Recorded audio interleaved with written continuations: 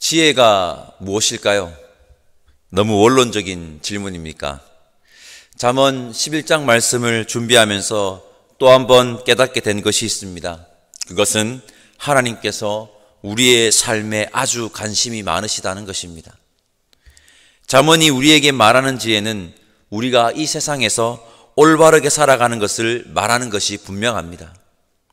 이것은 그저 착한 사람이 되어야 함을 말하는 것이 아니라 하나님과의 올바른 관계 속에 이 세상에서 살아가는 삶을 말하는 것입니다.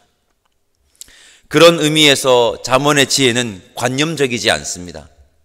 잠언의 지혜는 아주 구체적이고 실천적인 지혜인 것입니다. 쉽게 말해 하나님은 당신의 백성들이, 즉 우리가 이 세상에서 정직하게 살아가는 것을 원하신다는 것입니다. 오늘 보면 11장 1절이 그것을 우리에게 알려주고 있습니다. 우리 11장 1절 함께 읽어볼까요? 함께 읽겠습니다. 속이는 저울은 여호와께서 미워하시나 공평한 주는 그가 기뻐하시느니라. 아멘. 속이는 저울, 자신의 이익을 위해서 부정직한 행동을 하는 것입니다.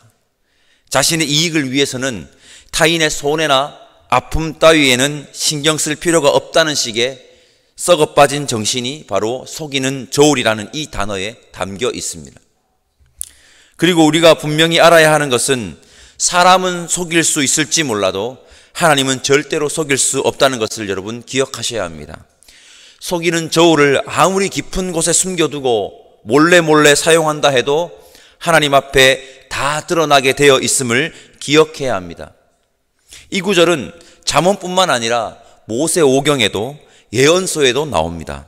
즉 하나님은 우리가 누구보다 정직하게 살아가는 것을 원하신다는 것이고, 지혜는 세상에서 올바르게 살아가는 것이 지혜라는 것입니다. 토라 모세오경에 속한 신명기 25장 15절 말씀을 읽어보겠습니다. 오직 온전하고 공정한 저울추를 두며 온전하고 공정한 대를 둘 것이라. 그리하면 내 하나님 여호와께서 내게 주시는 땅에서 내 날이 길리라. 아멘. 예언서에 속한 에스겔 45장 10절 말씀입니다. 너희는 공정한 저울과 공정한 에바와 공정한 밭을 쓸지니. 아멘. 우리 모두는 하나님께서 이 세상에서 그 누구보다 당신의 백성들이 정직하게 살아가는 것을 원하신다는 것을 알아 정직하게 살아가는 지혜자들 다 되시기를 간절히 소망합니다. 그리고 여러분 당부합니다. 세상이 우리를 속일지라도 우리는 그러한 풍조에 휩쓸리지 말고 세상 풍조에 당당하게 맞서 누구보다 바르게 하나님 앞에 선 자들이 저와 여러분들이 되기를 간절히 소망합니다. 2절 말씀 함께 읽어볼까요? 2절입니다. 교만이 오면 욕도 오거니와 겸손한 자에게는 지혜가 있느니라. 아멘. 교만이 오면 욕도 온다. 이 말은 교만은 반드시 수치를 당하게 되어 있다는 겁니다. 그러니 어떤 자가 되라는 겁니까? 겸손한 자가 되라는 것입니다. 잠언에는 교만에 대한 강력한 경각심을 가지게 하는 구절이 있습니다. 잠언 16장 18절입니다. 교만은 패망의 선봉이요 거만한 마음은 넘어짐의 앞잡이니라. 앞서 나누었던 말씀과 연결해 보면요, 하나님을 속일 수 있다는 것도 엄청난 교만입니다. 우리 모두는 교만한 마음을 버리고 겸손하게 하나님 앞에 선 자들 다 되면 좋겠습니다.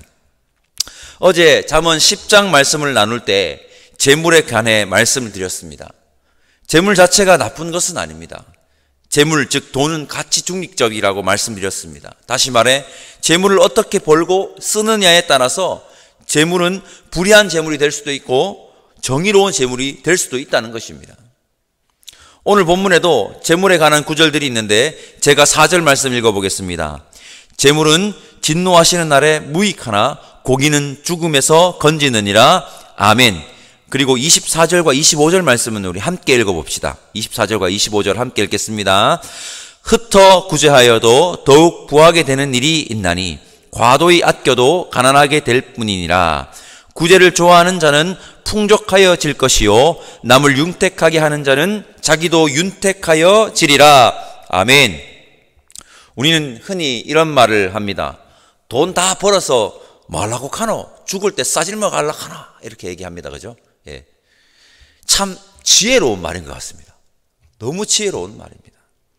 재물은 하나님의 심판의 날에 아무 소용이 없는 가치로 전락합니다. 유명한 찬양도 있지 않습니까? 돈으로도 못 가요, 하나님 나라. 아주 명료한 지혜의 말입니다.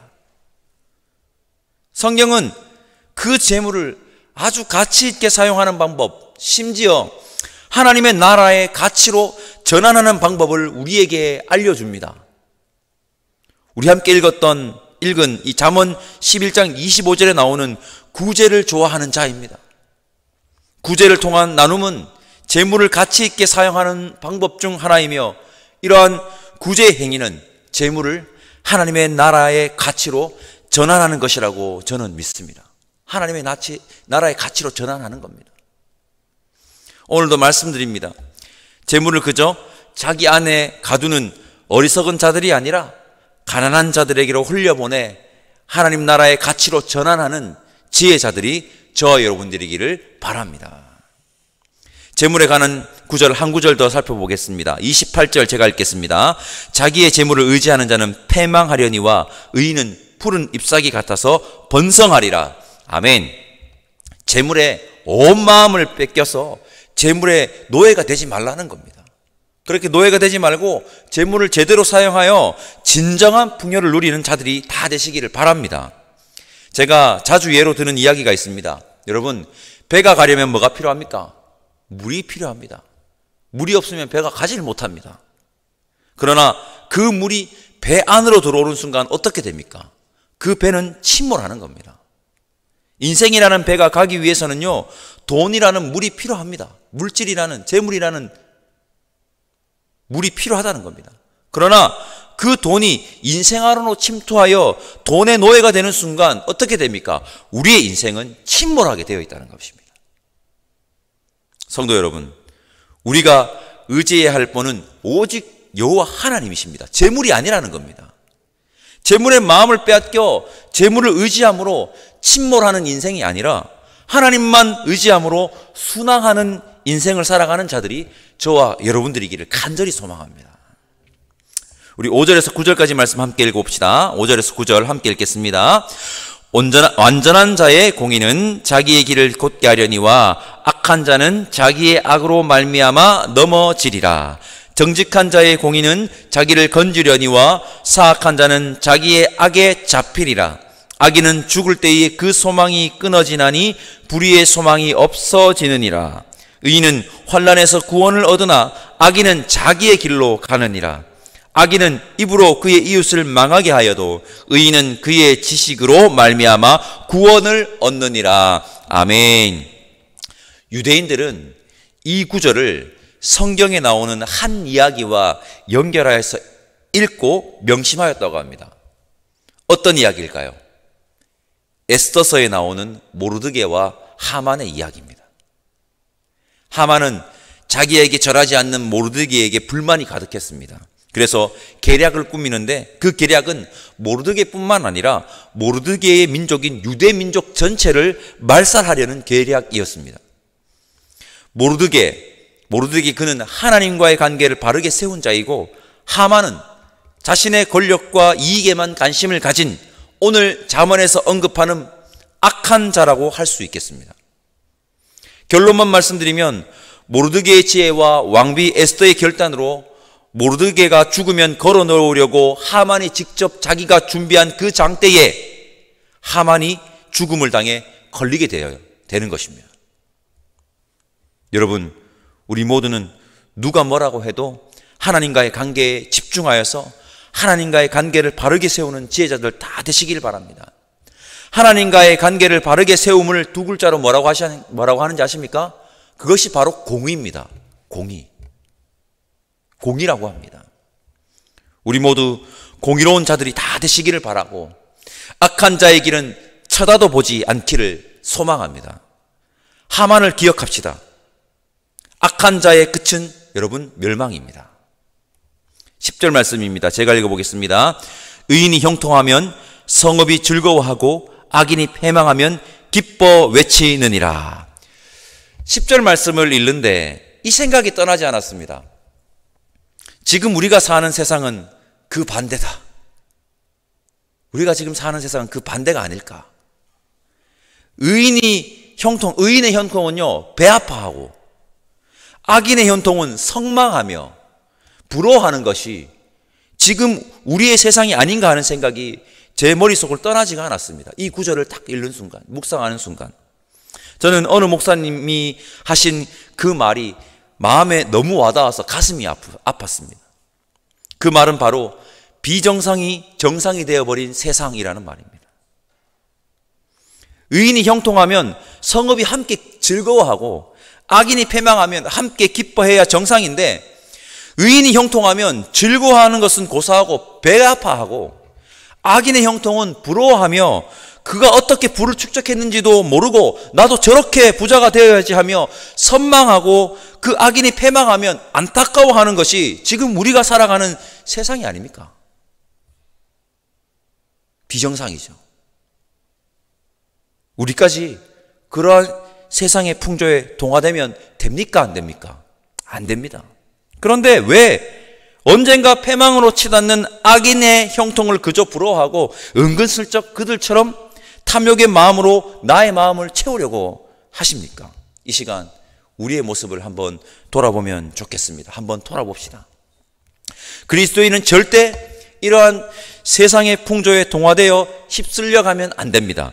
우리는 비정상이 정상이 되어버린 이 세상에서 정상인 하나님의 말씀을, 하나님의 가치를, 하나님의 지혜를 끝까지 선언하고 보여주는 자들이 되어야 함을 잊지 않고 살아가는 자들이 다 되시기를 기억하시기를 바랍니다.